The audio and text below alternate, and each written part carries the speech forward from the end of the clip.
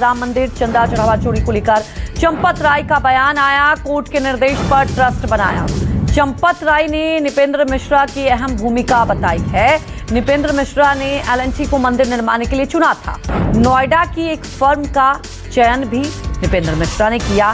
सभी फैसलों में नृपेंद्र मिश्रा प्रमुख रहे। ये चंपत राय की तरफ से बड़ा बयान सामने आया है। अयोध्या में राम मंदिर निर्माण को लेकर ट्रस्ट के पूर्व महासचिव चंपत राय के एक बयान ने मंदिर निर्माण से जुड़े फैसलों को लेकर अब नई चर्चा छेड़ दी है। चंपत राय के मुताबिक कोर्ट के निर्देश पर राम मंदिर निर्माण के लिए ट्रस्ट बनाया गया और नृपेंद्र मिश्रा को इसका अध्यक्ष बनाया गया। इसके बाद मंदिर निर्माण से जुड़े कई अहम फैसलों में मिश्रा की अहम भूमिका रही। चंपत राय ने यह भी कहा कि नृपेंद्र मिश्रा के कहने पर ही एल&टी को मंदिर निर्माण के लिए चुना गया था। वहीं भवनों के निर्माण के लिए नोएडा की एक फर्म का चयन भी नृपेंद्र मिश्रा ने किया था। चंपत राय के मुताबिक मंदिर निर्माण के लिए नृपेंद्र मिश्रा ने अपनी पसंद के लोगों का चयन किया।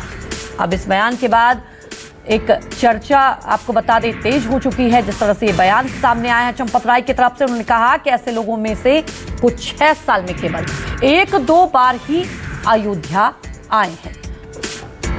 तो चंपत राय की तरफ से ये महत्वपूर्ण जो बातें कही गई है, जो चंपत राय की तरफ से देखिए ये बयान सामने आया। मंदिर निर्माण को लेकर भी एक बड़ा खुलासा कह सकते हैं कि सभी निर्णयों में प्रमुख जो रहे हैं वो नृपेंद्र मिश्रा रहे हैं और उन्हीं के चयन पर एल&टी जो कंपनी है नोएडा की उसका चयन हुआ था। मंदिर निर्माण को लेकर नोएडा की एक फर्म का चयन भी नृपेंद्र मिश्रा ने ही किया है। ये जो अहम बातें कही गई है चंपत राय की तरफ से कि अपने पसंद के लोगों का चयन भी नृपेंद्र मिश्रा ने ही किया है।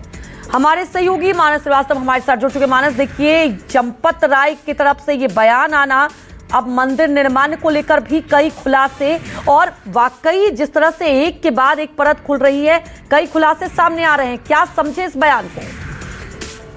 देखिए, चंपत राय का ये बयान करीब 2.5 महीने बाद आया है। पहली बार आधिकारिक तौर पर बयान दिया।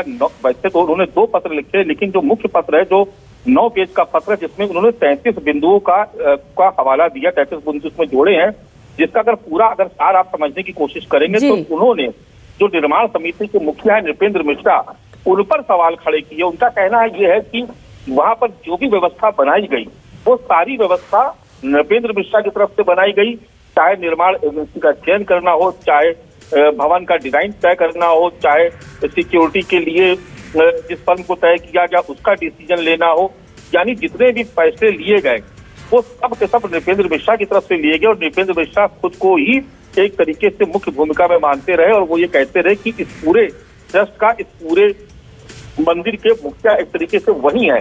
तो जो उनका 33 बिंदुओं का जो ये बयान, जो लिखित बयान है, वो एक तरीके से सवाल खड़े करता है कि अगर ट्रस्ट में कुछ गड़बड़ हुई तो उस व्यवस्था के लिए जिम्मेदार खुद नृपेंद्र मिश्रा है।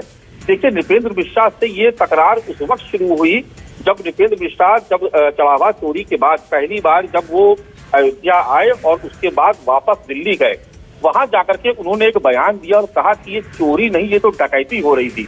तो एक तरीके से उन्होंने ट्रस्ट के जो तमाम सदस्य थे उन पर सवाल खड़े किए थे।